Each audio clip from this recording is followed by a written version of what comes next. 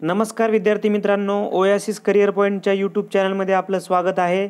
या व्हिडिओमध्ये आपण पाहणार आहोत नेट सेट परीक्षेसाठी अत्यंत महत्त्वाचा असणारा टॉपिक म्हणजे संशोधन अभियोग्यता। संशोधन अभियोग्यता भाग 2 या व्हिडिओमध्ये आपण 2013 ते 2016 या दरम्यान जे सर्व सेटचे पेपर झाले, या सेटच्या पेपरमधील संशोधन अभियोग्यता या टॉपिकवर आधारित प्रश्नाबद्दल सविस्तर चर्चा आपण या व्हिडिओच्या माध्यमातून करणार आहोत। तर प्रश्न काय बघा, शास्त्राचे एक प्रमुख ध्येय आहे मन वळवणे, भाकीत करणे, भूतकाळ जाणणे, सुस्पष्ट करणे।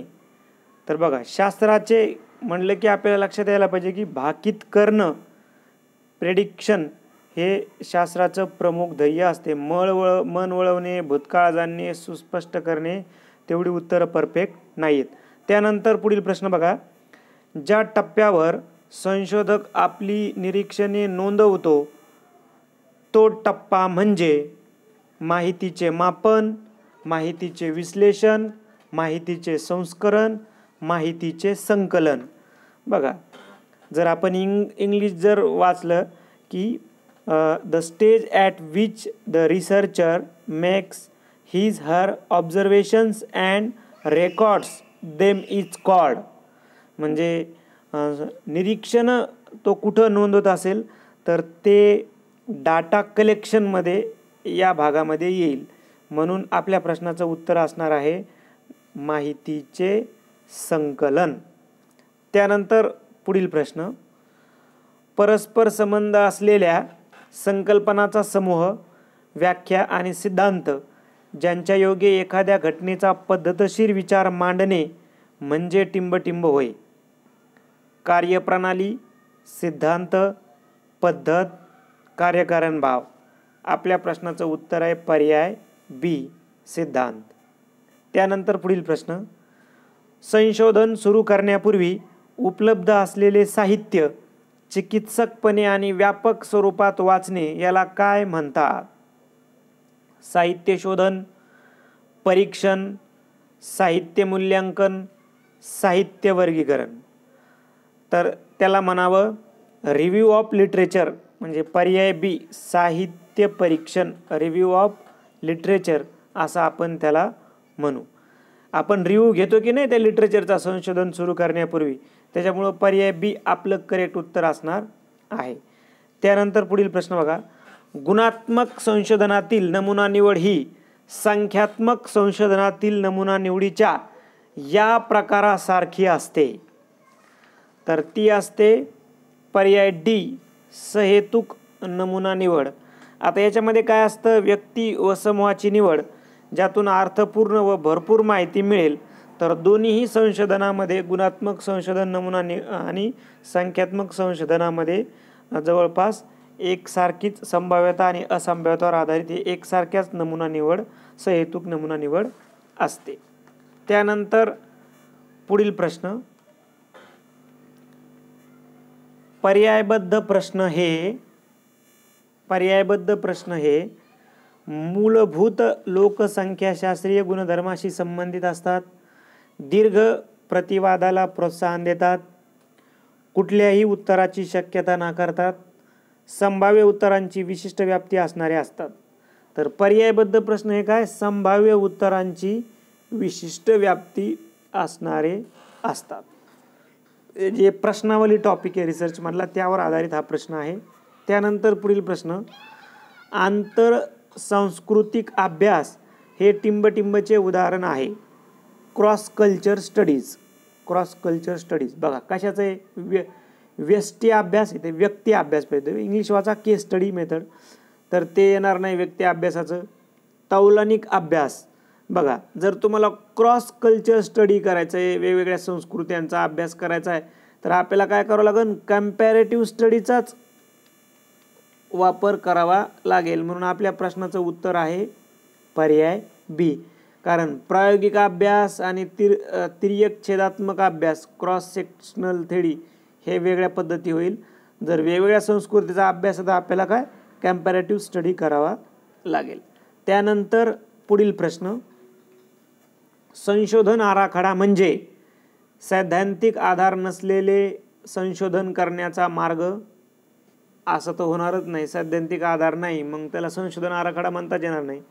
गुणात्मक व संख्यात्मक पद्धतीपैकी एका पद्धतीची निवड, हे पद्धतीवर आधारित झालं आहे. संशोधन फलिताचे सादरीकरण करण्याची पद्धत, हे पण येणार नाही. सी. संकलन व विश्लेषण यासाठी तयार केलेली चौकट. चौकट म्हणजे बघा आपल्या फ्रेमवर्क आलं, a framework for every stage of collection and analysis of data. म्हणून आपलं पर्याय काय उत्तर करेक्ट असणार आहे, डी हे आपल्या प्रश्नाचं उत्तर असणार आहे. त्यानंतर पुढील प्रश्न बघा. टिंबटिंब परिकल्पना ही विशिष्ट निरीक्षणावर आधारित योजना असते. दिशादर्शक, निराकरणीय, अनुमानात्मक, प्रवर्तनात्मक. आपल्या प्रश्नाचं उत्तर आहे प्रवर्तनात्मक. इंग्रजी जर वाचलं तर लवकर लक्षात आलं असतं इंडक्टिव्ह. आता आपल्याला माहिती आहे की इंडक्टिव्ह. प्रश्न वाचून घ्या किंवा निरीक्षणावर आधारित. आपण जर दिशादर्शक पाहिलं तर दिशादर्शक ही जी परिकल्पना आहे तर ही निश्चित दिशेने होणारी एक बदलाची दिशा याच्यामध्ये सांगितलेली जाते. इथं निरीक्षणाचा काही संदर्भ नाही. निराकरणीयमध्ये काय आता ते नल हायपोथेसिस आहे, बरोबर आहे. याच्यामध्ये काय असतं, दोन्ही चलातील संबंध शून्य असतो, म्हणजे ते बी उत्तर येणार नाही. आणि डिडक्टिव्ह ही काय असते, तर्कावर आधारित असते. मग आपल्याला काय म्हणजे इंडक्टिव्ह जर आपण समजून घेतलं तर इंडक्टिव्ह काय, निरीक्षण करून सर्वसामान्य नियम किंवा निष्कर्ष काढता येतात. मग इथं दिलंच आहे ना तसं, विशिष्ट निरीक्षणावर आधारित. म्हणजेच काय, निरीक्षण करून जर तर्क नियम काढले तर ते काय होईल, इंडक्टिव्ह हायपोथेसिसकडं आपलं उत्तर जातं. त्यानंतर पुढील प्रश्न. मूल्यात्मक संशोधनाचा सर्वात महत्त्वाचा घटक कोणता. थोडंसं इथं इंग्रजी जर शब्द घेतला आपण, नॉर्मॅटिव्ह रिसर्च, याला मूळ संशोधन असं सुद्धा म्हणलं जावं. तर सर्वेक्षण, सहभागात्मक निरीक्षण, निगमनात्मक पद्धत आणि क्षेत्रकार्य. तर निगमनात्मक पद्धत, जिला आपण डिडक्टिव्ह मेथड असं सुद्धा म्हणतो. आता ही डिडक्टिव्ह मेथड काय आहे, डिडक्टिव्ह मेथडचा वापर केला सर्वप्रथम ॲरिस्टॉटलनं. ही तर्कावर आधारित असते बघा, तर्कावर आधारित असते. तर्क आणि कार्यकारण भाव याच्या संदर्भानं असते. उदाहरणार्थ तुम्ही ज्ञान मिळवण्याची ही जी डिडक्टिव्ह मेथड आहे ती शिकला आहात, तुम्हाला माहिती आहे डिडक्टिव्ह मेथड कशी आहे, तर निगमनात्मक पद्धती कशी आहेत. याच्यामध्ये काय असतं, विविध विधाने असतात आणि त्याच्यावर मग तर्क काढला जातो. म्हणजे 3 विधाने प्रमुख असतात. पहिलं विधान काय असतं, स्वयंसिद्ध सत्यावर आधारित असतं. आणि दुसरं विधान काय असतं, दुसरं विधान हे पहिल्या विधानातल्या तथ्यावर आधारित असतं. त्याच्यानंतर तिसरं विधान काय असतं, पहिल्या आणि दुसऱ्या विधानातला संबंध याचा अभ्यास करतं आणि निष्कर्ष काढते. आपण जर उदाहरण घेतलं तर पहिलं विधान आपण पकडले किंवा सर्व प्राणी मृत आहेत. मग दुसरं काय घेतलं आपण, मानव हा प्राणी आहे. मग आपण काय केलं, पहिल्या आणि दुसऱ्या याच्यावरून की मानव हा मृत्य आहे, म्हणजे मानव मरू शकतो, मानव मरू शकतो म्हणजे तो मृत्य आहे. अशा पद्धतीनं ही निगमनात्मक पद्धत आहे. त्यानंतर पुढील प्रश्न. संशोधन करताना संशोधनाची उद्दिष्टे व अनुषंगिक गृहीतके, पद्धतीशास्त्र, संशोधन समस्या ओळखणे, मिळालेल्या गुणात्मक संख्यात्मक माहितीचे विश्लेषण करणे, फलिताचे चर्चात्मक निवेचन करणे, टिंबटिंब बाबीचा या बाबीचा उपयोग केला जातो, त्याचा योग्य क्रम. आपल्याला सरळ सरळ हे संशोधनाच्या पायऱ्या लावायच्या होत्या. मग आपल्याला माहीत पाहिजे की संशोधन करत असताना, आपण रिसर्च करत असताना सर्वात पहिला टप्पा काय येतो, तर सर्वात पहिला टप्पा येतो संशोधन समस्या निवडणे. म्हणजे हे 3 संशोधन समस्या. मग आता 1 नंबरला 3 पर्याय आहे का बघा, आता पर्याय सी मध्ये आहे. मग दुसरा टप्पा येतो उद्दिष्टे. हे बघा संशोधनाची उद्दिष्टे, इथं आला तो 1 नंबरला, म्हणजे 3, 1, 2, 4, 5 असा तो योग्य क्रम राहील. हा तर तुम्ही व्हिडिओ पॉज करा. नंतर पुढील प्रश्न बघा. एखाद्या संशोधन अहवालाच्या संदर्भ सूचीमध्ये त्या विषयावर प्रकाशित सर्व पुस्तकांची यादी दिलेली असते, असं काही नसतो. वाङ्मयामुळे त्या अहवालास विश्वासार्हता प्राप्त होते, तसेच पुढील संशोधनासाठी मार्गदर्शन होते. पर्याय बी हेच आपल्या प्रश्नाचं उत्तर आहे. त्यानंतर पुढील प्रश्न, कुठलेही गृहीतक या प्रकारे मांडता येत नाही. कुठलेही गृहीतक, ते गृहीतक परत कन्फ्यूज झाले. खरं तर हे परिकल्पना, कारण हायपोथेसिस म्हणजे परिकल्पना. कुठलीही परिकल्पना या प्रकारे मांडता येत नाही. दिशादर्शक, उद्घोषणात्मक, शून्य आणि सामान्य. तर सामान्यपणे जनरल हायपोथेसिस हे जनरल प्रकारे नसतं, म्हणून आपल्या प्रश्नाचं उत्तर डी इथे येईल. त्यानंतर पुढील प्रश्न बघा, एफ चाचणी मुख्यतः एकभुज असते, मुख्यतः द्विभुज असते. गृहीतकानुसार एकभुज आणि द्विभुज असेल तर ती गृहीतकानुसार एकभुज किंवा द्विभुज असेल. त्यानंतर पुढील प्रश्न, प्रायोगिक संशोधनाचे टिंबटिंब करता येते. सहजपणे सामान्यीकरण, सहजपणे विश्लेषण, सहजपणे नियोजन, नेमकेपणाने नियंत्रण.